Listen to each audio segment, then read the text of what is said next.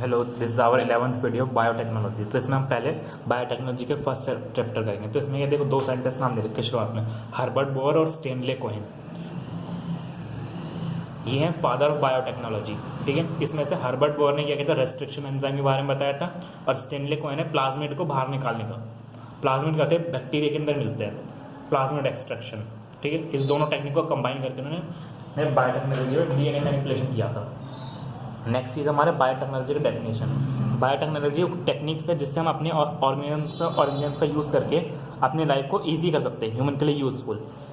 ये नहीं कि सिर्फ डीएनए मैनिपुलेशन को हम बायोटेक्नोलॉजी बोलेंगे। किसी दूध का दही बनाना भी हमारा बायोटेक्नोलॉजी के अंदर है, वाइन, ये सारी चीज़ें बायोटेक्नोलॉजी के अंदर आती है। ठीक है, देखिए एक फुल फॉर्म है यूरोपियन फेडरेशन ऑफ बायोटेक्नोलॉजी, जिसकी डेफिनेशन दी थी उन्होंने। मतलब क्या है, इंटीग्रेशन साइंस के नॉलेज को ऑर्गेनिजम्स का यूज़ करके ह्यूमन के बेनिफिट के लिए सर्विसेज प्रोवाइड करके, इसको बोलते हैं बायोटेक्नोलॉजी। इसके दो पार्ट्स है बायोटेक्नोलॉजी के प्रिंसिपल। एक तो जेनेटिक इंजीनियरिंग, मतलब डीएनए मैनिपुलेशन करना पहले तो डीएनए आरएनए, और नेक्स्ट है हमारा बायो प्रोसेस इंजीनियरिंग बोलते हैं इसे।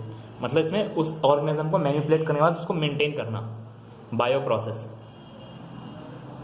इंजीनियरिंग। ठीक है, इसको बोलते हैं बायो प्रोसेस इंजीनियरिंग। उसके क्या रखा हमें टेक्निक दे रखी है कैसे कैसे हमें क्या क्या टूल्स यूज़ कर सकते हैं इसमें। एक तो होता है टूल्स में देखो क्या क्या चीज़ें यूज़ करनी है हमें। सबसे पहले तो हमारे रिकॉम्बिनेंट डीएनए। रिकॉम्बिनेंट डीएनए क्या होता है, डीएनए जो वो डीएनए जो हम बाद में चेंज करके बनाएंगे। मतलब क्या है, इंजीनियरिंग करके क्रिएशन, मतलब जो डिफरेंट डीएनए वो मैनिपुलेटेड डीएनए, उसको बोलते हैं recombinant DNA.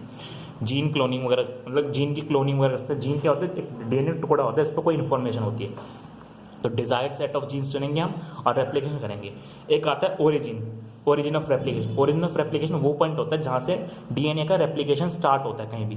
Alien piece of DNA. Alien piece of DNA क्या है, जो हमने ऐड किया, एडेड डीएनए। किसी नॉर्मल डीएनए में जो हमने बाहर से डीएनए ऐड किया वो उसको बोलते हैं एलियन पीस ऑफ डीएनए। ठीक है, क्लोनिंग वगैरह करने में हेल्प करता है। प्लाज्मिड क्या है, एक autonomously replicating circular unit. Plasmid क्या होता है, सर्कुलर है। तो पहली बात ये सर्कुलर है, इसकी कुछ फीचर्स है, सर्कुलर, डबल स्ट्रैंडेड, ठीक है, और डीएनए है, डीएनए, ये इसके फीचर्स है प्लाज्मिड के। तो अब क्या है, 1972 में हर्बर्ट बोर इन सब ने आइसोलेट करके DNA antibiotic resistance piece of DNA plasmid में पहली बार बायोटेक्नोलॉजी की थी 1972 में। मतलब पहली बार रिकॉम्बिनेंट डीएनए बनाया गया था। ठीक है, 1972 में डीएनए को काट के उसमें जोड़ के रेस्ट्रिक्शन एंजाइम्स यूज होते हैं। रेस्ट्रिक्शन एंजाइम्स वो होते हैं जो डीएनए को काटते हैं। ठीक है, उसमें वेक्टर्स भी यूज होते हैं इस बीच में। मतलब वेक्टर्स क्या होता है, जो डीएनए के फ्रेगमेंट को कैरी करेंगे, उस डीएनए के फ्रेगमेंट्स को कैरी करते हैं डिफरेंट ऑर्गेनिजम्स में। जैसे प्लाज्मिड एक वेक्टर की तरह से सबसे अच्छा है प्लाज्मिड, तो करते हैं डीएनए, इसको कैरी करता है फ्रेगमेंट को, लिंक कर देते हैं इसमें हम, और फिर आगे बैक्टीरिया के अंदर डाल देते हैं। इस प्लाज्मिड को पहले तक स्ट्रिप करके डीएनए डालेंगे, अब प्लाज्मिड उसको बैक्टीरिया तक कैरी करेगा और उसको रेप्लिकेट करेगा। रेप्लिकेट करके हम क्लोन कर बना लेंगे अपने डीएनए के डिजायर्ड डीएनए के, जो हमें डिजायर्ड डीएनए मतलब जो हमें चाहिए, जिसको रेप्लिकेट करके, और फिर डिफरेंट जगह पे यूज़ कर सकते हैं क्लोनिंग वगैरह करके। सबसे जो यूज़ होता है हमारे बैक्टीरिया क्या है, एस्चेरिचिया कोलाई और सैल्मोनेला। जो इन्होंने यूज़ किया था bacteria, Herbert bore first time 1972 में इन्होंने यूज़ किया था सैल्मोनेला। ठीक है, बाद में फिर उस सैल्मोनेला और बाद में फिर एस्चेरिचिया कोलाई वगैरह भी यूज़ होने लगा। ठीक है, क्लोनिंग वगैरह करते हैं, ये सारी चीज़ें। उसके आगे हम क्या क्या चीज़ें प्रोसेस करेंगे, हम बेसिक स्टेप्स क्या होंगे हमारे जेनेटिक इंजीनियर के। पहले तो हम आइडेंटिफाई करेंगे कौन सा पीस हमें डालना है डीएनए के अंदर, उसके अंदर डालेंगे और बाद में उसे मेंटेन करेंगे। ये 3 स्टेप्स होते हैं। हमारे टूल्स क्या क्या होते हैं, तो इस पेज में बस ये था पूरी डिटेल थी कैसे कैसे हमें डीएनए बनाना है। पहले कहाँ पे जोड़ते हैं हम हमेशा, कभी भी क्या होता है, जो डीएनए का पीस होता है उसको प्लाज्मिड के अंदर कहीं जोड़ते हैं। सर्कुलर होगा स्ट्रक्चर, सर्कुलर है, इसमें कहीं से कट मार के पीस अपना जोड़ दो डीएनए का, इस तरह कर देते हैं और बाद में उसको ऑर्गेनिज्म में डालते हैं। अब टूल्स क्या क्या है हमारे पास, पहले हमारे रेस्ट्रिक्शन एंडोन्यूक्लियस, मतलब जो एंजाइम जो कट करेगा डीएनए को, सीजर होते हैं, सर जेनेटिक सीजर भी बोलते हैं, मॉलिक्यूलर सीजर या जेनेटिक सीजर। ठीक है, मॉलिक्यूलर सीजर ये आता है पेपर में इनका नाम। तो 1963 में एंजाइम्स डिस्कवर किए थे, जो बैक्टीरिया फिर कुछ एंजाइम्स थे ऐसे। अब ये रेस्ट्रिक्शन एंजाइम से बैक्टीरिया के अंदर मिलते हैं, ये करते हैं उसके डिफेंस मैकेनिज्म में हेल्प करते हैं, मतलब उसको वायरस वगैरह से बचाने के लिए। बैक्टीरिया फेज थे, कुछ वायरस एस्चेरिचिया कोलाई से आइसोलेट किया गया था। मतलब क्या था, बैक्टीरिया को आइसोलेट किया गया था। 2 तरह के एंजाइम्स मिल रहे थे उनके अंदर। एक तो थे जो वायरस का डीएनए उसको काट देते थे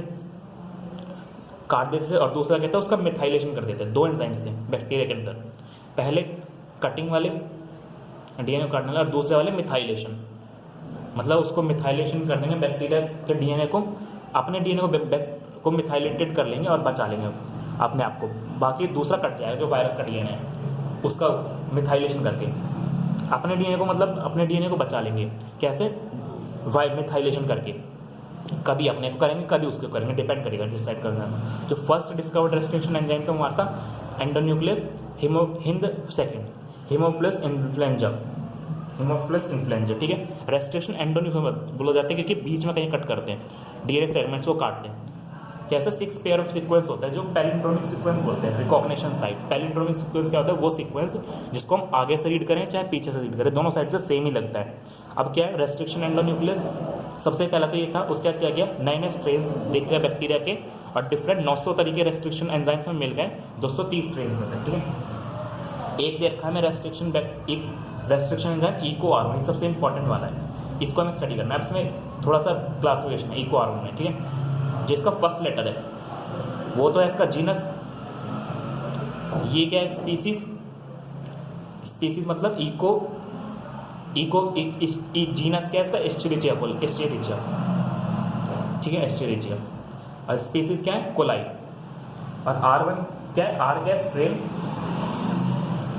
मतलब जिस स्ट्रेन से निकाला हुआ, और रोमन में जो नंबर लिखा है इसको क्या है? नंबर, मतलब किस सीक्वेंस में डिस्कवर किया गया, और किससे निकाला गया था? एस्चेरिचिया कोलाई RY13 से। ये नाम याद रखना है, सबसे ज़्यादा इंपॉर्टेंट ये RY13 से, ठीक है। ये सब दे रखा है 2 लेटर्स, कौन क्या डिपेंड करता है, ठीक है। अब एंजाइम्स में हमारे नॉर्मली एंजाइम्स क्या होता है? रेस्ट्रिक्शन एंजाइम 2 तरह के होते हैं हमारे। एक तो होते हैं न्यूक्लियस, रेस्ट्रिक्शन न्यूक्लियस एंजाइम्स के न्यूक्लियस के अंदर। न्यूक्लियस देखना है, न्यूक्लियस क्या होता है? जो डीएनए को काटते हैं। 2 तरह के, एक तो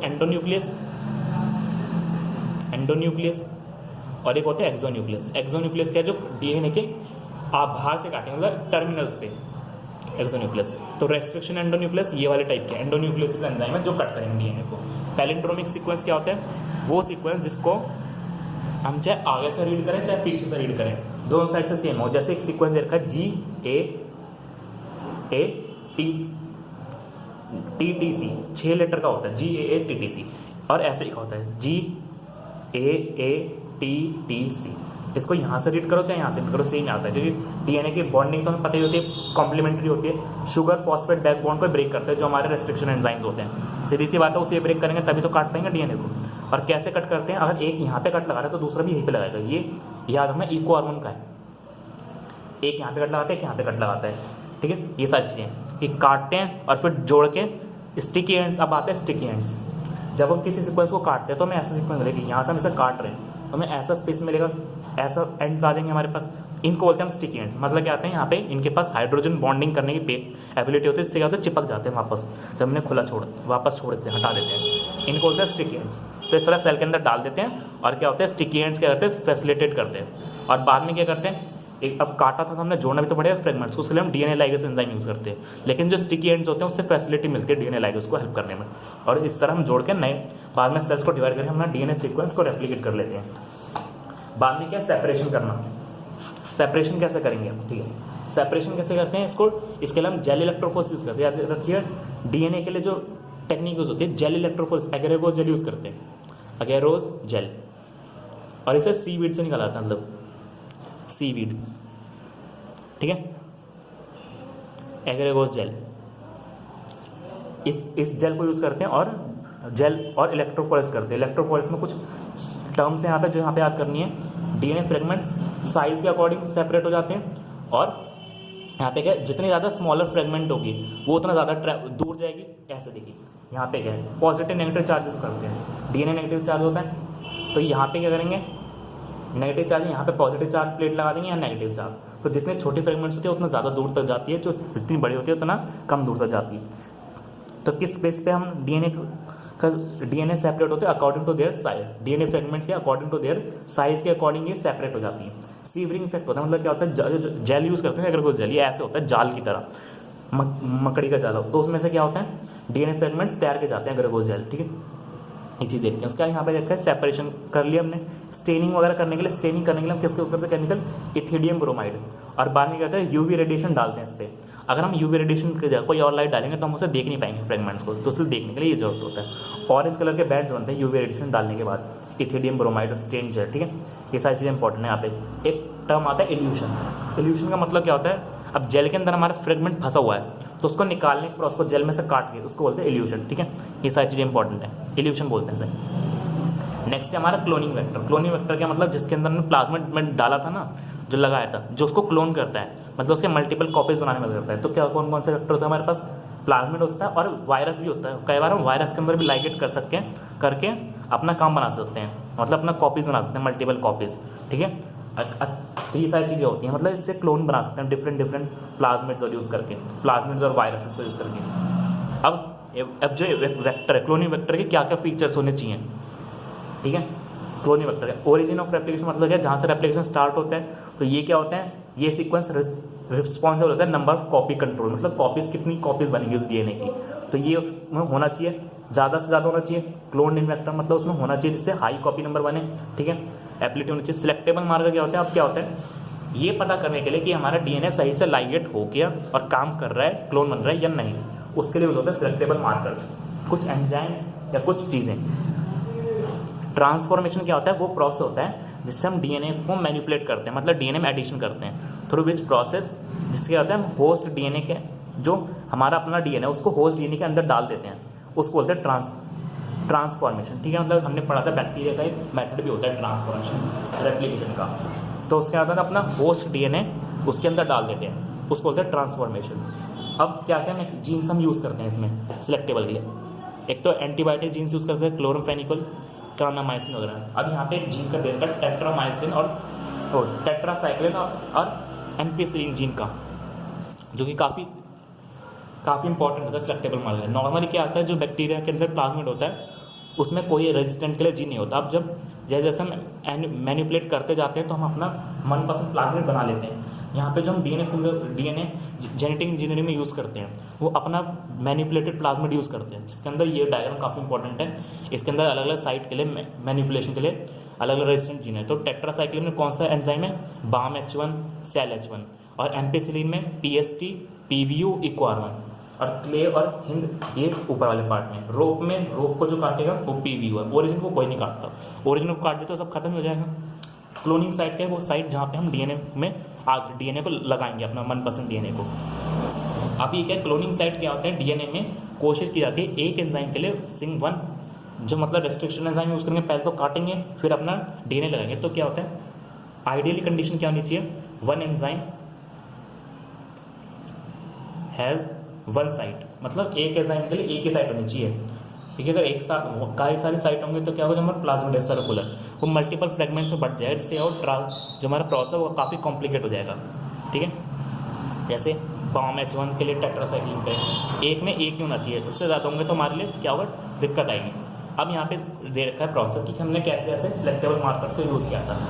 अगर हम मान लीजिए BAM-H1 एंजाइम यूज़ कर रहे हैं तो क्या हम टेट्रासाइक्लिन जीन को काट देंगे, जिससे और सेल के अंदर से टेट्रासाइक्लिन रेजिस्टेंट खत्म हो जाएगा। टेट्रासाइक्लिन जो हमारा ड्रग होगा ना एंटीबायोटिक, उसके लिए जो रेजिस्टेंट है वो खत्म हो जाएगा, जिससे क्या होगा, अब हम पहचान सकते हैं कि किस में हमारा डीएनए लाइगेट हो गया या नहीं हुआ।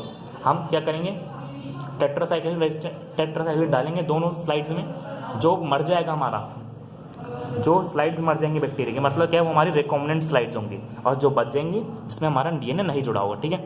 लेकिन दोनों स्लाइड्स एम्पिसिलिन के लिए रेजिस्टेंट हैं, ठीक है। तो यहाँ पे हमारा टेट्रासाइक्लिन क्या हो गया, हमारा एक रिकॉम्बिनेंट डीएनए की तरह, टेट्रासाइक्लिन किस तरह हुआ, एक सिलेक्टिव मार्कर की तरह यूज़ का। अब एक्टिवेशन कैसे होता है, जब यहाँ पे हम कोई डीएनए का सेगमेंट डाल देते हैं तो क्या होता है, कट जाता है टेट्रासाइक्लिन का सीक्वेंस, जिससे क्या होता है, इंसर्शनल इनएक्टिवेशन होता है। यहाँ पे वर्ड दे रखा है इंसर्शनल इनएक्टिवेशन, मतलब क्या है, डीएनए सीक्वेंस इंसर्ट से जो जीन इनएक्टिव हो गया उसको बोलते हैं इंसर्शनल इनएक्टिवेशन, ठीक है। ये रहा, ये जीन क्या हो गया, इनएक्टिव हो गया। इसकी वजह से हम यू सीक्वेंस को पहचान सकते हैं प्लेटिंग करके डिफरेंट उसके लिए। अब क्या होगा, अब नॉर्मली ट्रांसफॉर्म्ड और नॉन ट्रांसफॉर्म को पहचान सकते हैं। ट्रांसफॉर्मेंट्स नॉन ट्रांस मतलब क्या है, जब डीएनए हमने अपना मनपसंद डीएनए सेल के अंदर गया नहीं गया, ये तो इंपॉर्टेंट है। प्लाज्मिड सेल ने एक्सेप्ट किया या नहीं किया, ठीक है। रिकॉम्बिनेंटली डीएनए हमारा जुड़ गया प्लाज्मिड में, नहीं जुड़ा हुआ एक अलग बात है। अब उसके लिए कैसे पता करेंगे हम, ट्रांसफॉर्मेंट्स को एम्पिसिलिन में ग्रो करेंगे, जिससे क्या होगा मीडियम में ग्रो करेंगे टेट्रासाइक्लिन मीडियम में। रिकॉम्बिनेंट क्या होंगे, जो रिकॉम्बिनेंट्स होंगे जिन्होंने अपना मतलब हमारा प्लाज्मिड एक्सेप्ट कर लिया होगा, वो क्या करेंगे, एम्पिसिलिन में तो ग्रो कर जाएंगे, एम्पिसिलिन में ग्रो जाएंगे, लेकिन टेट्रासाइक्लिन में ग्रो कर जाएंगे। टेट्रासाइक्लिन वहाँ पे सिलेक्टेबल मार्कर की तरह काम करेगा। और एम्पिसिलिन ने क्या किया, ट्रांसफॉर्मेंट नॉन ट्रांसफॉर्मेंट को सेपरेट करने में मदद कर दी, और टेट्रासाइक्लिन ने रिकॉम्बिनेंट नॉन रिकॉम्बिनेंट को, ठीक है, इस तरह मदद करते हैं हम डिफरेंट स्लाइड्स बना के। अब ये क्या है, इसमें क्या है, ये थोड़ा सा काफ़ी कॉम्प्लिकेट प्रोसेस है, ठीक है, जिसमें क्या होता है कई बार हमारे को बहुत सारी स्लाइड्स बनानी पड़ती हैं, जिसमें बहुत दिक्कत है। तो एक और तरीका उसका करते हैं हम, कलर वाला भी यूज़ करते हैं, बीटा गैलेक्टोसाइडेज एंजाइम, तो साइडेज, ये जब क्या करते हैं गैलेक्टोज को डाइजेस्ट कर देते हैं, मतलब लैक्टोज वगैरह को डाइजेस्ट कर देते हैं, तो कहते हैं ब्लू कलर शो करते हैं। इससे भी हम पता कर सकते हैं कि हमारा सिलेक्टेबल मार्कर की तरह इस एंजाइम को यूज करते हैं, बीटा गैलेक्टोसाइडेज, मतलब सेल के अंदर लगा देंगे, उससे पता चल जाता है। ये रहा अल्फा गैलेक्टोसाइडेज, अल्फा बीटा दोनों तरह के यूज़ कर सकते हैं। मेनली अल्फा गैलेक्टोसाइडेज यूज़ करना है, याद रखना है। बीटा गैलेक्टोसाइडेज उसमें था लैकोपेरॉन में, ठीक है, अल्फा गैलेक्टोसाइडेज यूज़ करना है कलर के लिए। उसके बाद क्या है, वेक्टर, डिफरेंट वेक्टर्स यूज़ करते हैं प्लांट और एनिमल के लिए, ठीक है।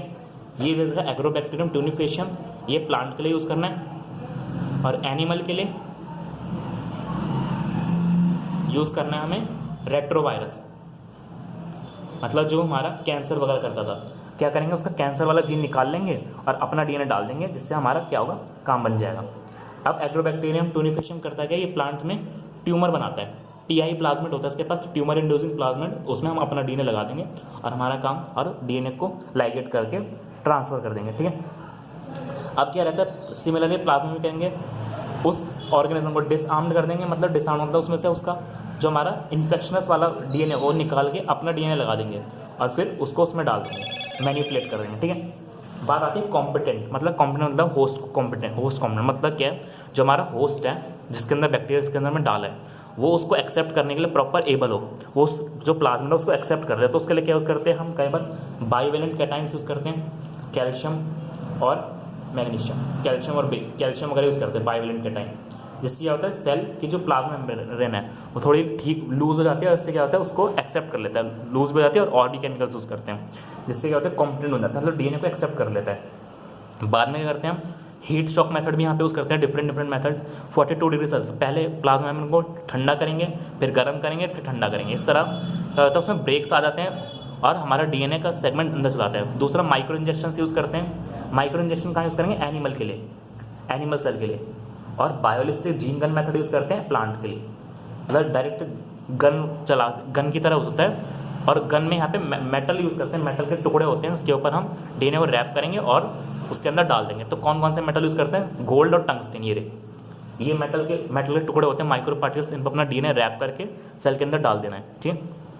हीट शॉक मेथड भी देखना है, सबसे पहले क्या किया, आइस पे डाला, फिर गर्म किया 42 डिग्री सेल्सियस, फिर वापस आइस, इससे छेद आते हैं और अंदर चलाते हैं। यहाँ पे बाइवेलेंट कैटाइंस भी यूज़ करते हैं, एफिशिएंसी बढ़ाने के लिए यूज़ करते हैं बाइवेलेंट कैटाइंस, ठीक है। नेक्स्ट है हमारा प्रोसेस। अब इसमें क्या क्या, अब तक हमने सारे टूल्स पढ़ लिए, अब प्रोसेस कैसे करते हैं, प्रोसेसिंग हो गई, सारी डीएनए के टूल्स वगैरह पढ़ लिए, अब सारी चीज़ें कर ली, रेप्लिकेशन वगैरह कर लिए। अब आता है प्रोसेस ऑफ रिकॉम्बिनेंट, कैसे कैसे स्टार्ट करना है, ठीक है।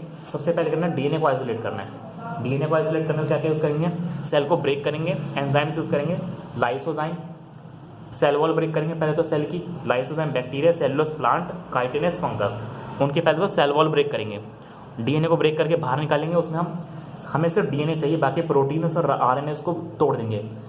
कैसे तोड़ेंगे, आरएनएज एंजाइम से, राइबोन्यूक्लियस एंजाइम, और प्रोटीन के लिए प्रोटीएस एंजाइम। सिर्फ डीएनए को प्योरीफाई कर लेंगे, क्या यूज़ करके, चिल्ड अल्कोहल से, चिल्ड अल्कोहल से उसको प्रेसिपिटेट हो जाता है हमारा डीएनए, प्रेसिपिटेट हो जाएगा, और बाद में उसे थ्रेड्स की फॉर्म में निकालेंगे, थ्रेड्स की फॉर्म में मतलब उसे बाहर निकाल लेंगे। इस प्रोसेस को बोलते हैं स्पूलिंग, रिमूव बाय स्पूलिंग, मतलब क्या कहते हैं थ्रेड के थ्रू उसको बाहर, मतलब बट डीएनए हमारा थ्रेड्स की फॉर्म में आ गया, उसको निकालने को बोलते हैं स्पूलिंग, ये इंपॉर्टेंट है स्पूलिंग, ठीक है, सस्पेंशन जो बन जाता है हमारा। बाद में तब उसको कटिंग करना है, कटिंग के लिए क्या यूज़ करते हैं हम, नेगेटिव चार्ज है हमारा, सबसे पहले कटिंग करने के लिए क्या यूज़ करते हैं हम, रेस्ट्रिक्शन एंजाइम से कट करेंगे स्पेसिफिकली, और बाद में उसका एग्रेगोस जेल से काम करेंगे, एग्रेगोस जेल से सेपरेशन करेंगे।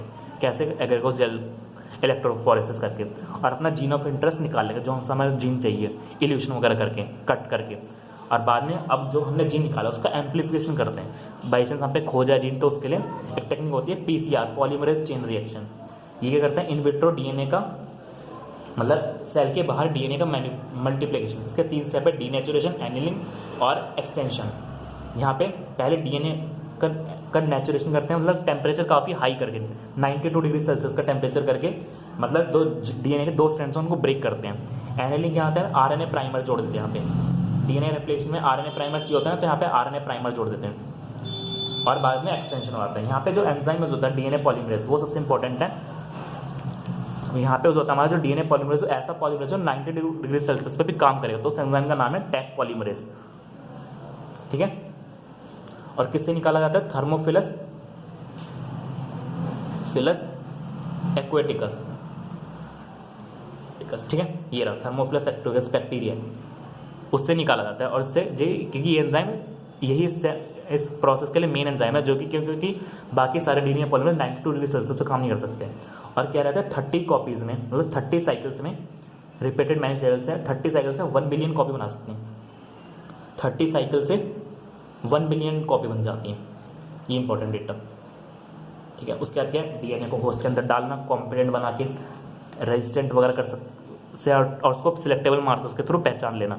एम्पेसिलिन वगैरह, हम कोई से भी जीन, मतलब अगर हम डिफरेंट जीन्स को यूज़ करके, मतलब कई बार अगर हम एम्पेसिलिन जीन को काटेंगे BAM-H1 से, तो हम उससे एम्पेसिलिन से सिलेक्टेबल मार्कर तरह यूज़ करके पहचान सकते हैं कौन सी सेल हमारी ट्रांसफॉर्म्ड है, कौन सी नहीं, और कौन से रिकॉम्बिनेंट है। ठीक है, ये सारी चीज़ें हैं। नेक्स्ट क्या हमारा, और यहीं पे सबसे ज़्यादा इंपॉर्टेंट चीज़ है, एक टर्म आती है पैथोफिजियोलॉजी। इसका मतलब होता है स्टडी ऑफ अल्टर्ड, मतलब change physiology of body by pathogen. ठीक है, ये इंपॉर्टेंट है, ये सबसे ज़्यादा इंपॉर्टेंट है। यहाँ पे टर्म आती है, इसमें लिखी होती है। ठीक है, कई बार। नेक्स्ट है हमारा, अब एक बार हमने जीन वगैरह बना लिया, उस प्रोडक्ट जो हमने करा क्यों होगा, सारी प्रोडक्ट सीधी जाता हमें कुछ चाहिए होगा इसलिए तो करा होगा। अब उस प्रोडक्ट को बना लिया हमने, उसको उसमें से निकालना। हेट्रोलोगस होस्ट क्या होता है, हेट्रोलोगस होस्ट होता है जो हमारे जीन को एक्सप्रेस करेगा, recombinant DNA, that is recombinant DNA. ऐसा होस्ट, ऐसा मतलब जो नॉर्मल डीएनए क्या होता है, किसी सेल के अंदर मिलता है, उस सेल के अंदर दूसरा कोई डीएनए मिल जाए, उसको बोलते हैं रिकॉम्बिनेंट। सिंपल रिकॉम्बिनेंट डीएनए का दूसरा नाम है होस्ट। वो मतलब जो हमने जिस होस्ट के अंदर हमने डाला है उसको बोलेंगे हेट्रोलोगस होस्ट, और उससे हमें रिकॉम्बिनेंट प्रोटीन मिलेगा। ठीक है, ये रिकॉम्बिनेंट प्रोटीन सबसे ज़्यादा इंपॉर्टेंट है, एमसीक्यू आ जाता है इस पर। हेट्रोलोगस होस्ट क्या होता है, any protein coding in different gene express in heterologous host, मतलब वो जीन जो दूसरे होस्ट में एक्सप्रेस कर रहा है। नॉर्मली इंसान का जीन अगर हम बैक्टीरिया में डालेंगे तो उसे हम बोलेंगे हेट्रोलोगस होस्ट बैक्टीरिया। ठीक है, मल्टीप्लाई करेंगे कॉन्टिन्यूस कल्चर में, मतलब डिफरेंट मेथड्स होते हैं। कॉन्टिन्यूस कल्चर क्या होते हैं, एक साइड से डाल जाते हैं फ्रेश मीडियम, एक साइड से निकाल जाते हैं। सबसे ज़्यादा एफिशिएंसी रहती है इसकी, एक्सपोनेंशियल ग्रोथ होती है प्लांट में कॉन्टिन्यूस कल्चर में। ठीक है, कॉन्टिन्यूअस कल्चर। ठीक है, कॉन्टिन्यूअस कल्चर। नेक्स्ट है मेथड हमारा कल्चरल मेथड लार्ज बायोमास, मतलब इसमें हम काफ़ी बड़े बड़े टैंक्स यूज़ करेंगे और अपना काम करेंगे। अब उन टैंक्स को बोलते क्या हैं, बायोरिएक्टर्स टैंक होते हैं। इसकी एफिशिएंसी होती है, इसमें क्या रहता है, मटीरियल्स हम डालते हैं, बैक्टीरिया डालते हैं और अपना डिफरेंट टाइप के जो हमें प्रोटीन्स बनाने वो बनाएंगे। इसमें क्या रहता है, हर चीज़ को measure, temperature, pH, salt, vitamin, सारी चीज़ें मेजर हो जाती हैं। 2 टाइप के टैंक्स होते हैं, 2 टाइप के बायोरिएक्टर्स हम पे, एक तो सिंपल स्टेरर टाइप का है और एक स्पार्ज टाइप का है। सिंपल स्टेरर टाइप ज़्यादा इफेक्टिव होता है, मोस्ट इफेक्टिव है। कैसे, इसमें हमारे पास सैम्पलिंग पोर्ट भी होता है, मतलब सैम्पलिंग पोर्ट मतलब जहाँ से हम टाइम टू टाइम सैंपल लेके चेक कर सकते हैं। ठीक है, सिलेंड्रिकल होता है, कैसे सिलेंड्रिकल होता है, और उसका बेस होता है कर्व्ड होता है, कर्व्ड बेस। जिससे क्या होता है, कर्व्ड बेस से क्या होता है, फैसिलिटी मिलती है मिक्सिंग में। ठीक है, स्टेरर टाइप ये सबसे ज़्यादा एफिशिएंट है। इससे ऑक्सीजन थ्रू आउट मिक्सिंग आती है, स्टेरर लगाया जाता है। स्टेरर टाइप जो होता है हमारा सिंपल स्टेरर टाइप। ठीक है, जो टैंक होता है, इसका जो फ्लैट बेस है ना, कर्व्ड बेस होता है। इसमें कर्व्ड बेस से हेल्प मिलती है मिक्सिंग में। ठीक है, एक होता है दूसरा टैंक हमारा स्पार्ज टाइप का, इसका बेस फ्लैट है, फ्लैट बेस। इसमें क्या होता है, बबल्स के थ्रू सरफेस एरिया बढ़ा के बबल्स के थ्रू मिक्सिंग की जाती है। ठीक है, बबल्स के थ्रू सरफेस एरिया बढ़ जाता है और उसके थ्रू ऑक्सीजन डिलीवरी वगैरह होती है, ये सारी चीज़ें। नेक्स्ट हमारा डाउन स्ट्रीमिंग प्रोसेस। एक बार हमने सिंथेसिस कर लिया, अब उसको क्या है, उसकी टेस्टिंग करना, उसको एक बार डाउन टेस्टिंग करना, प्योरीफिकेशन करना, टेस्टिंग प्योरीफिकेशन, और उसको कलेक्टिवली कलेक्ट करना, कमर्शियल लेवल पे बेचने को, सुटेबल प्रिजर्वेटिव्स वगैरह डाले। ये हर ड्रग के लिए अलग टाइप का हो सकता है। जैसे हमने ड्रग बनाया है उसके लिए डिफरेंट डिफरेंट मेथड्स हम यूज़ करते हैं, ठीक है, और उसके थ्रू हम उसे मार्केट में यूज़ करते हैं, ये सारी चीज़ें पे। तो सबसे ज़्यादा क्वेश्चन आते हैं इसके कर्व्ड बेस पे, कर्व्ड बेस से हमारे मदद मिलती है हमारे को मिक्सिंग में, ठीक है। यहाँ पे हमारे चैप्टर खत्म होता है। Thank you.